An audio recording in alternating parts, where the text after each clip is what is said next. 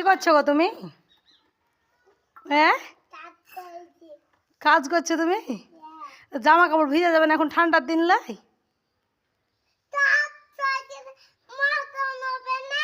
হ্যাঁ,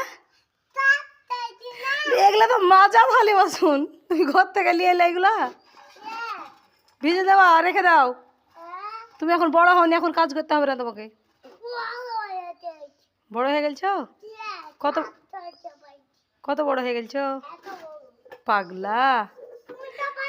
থিয়ে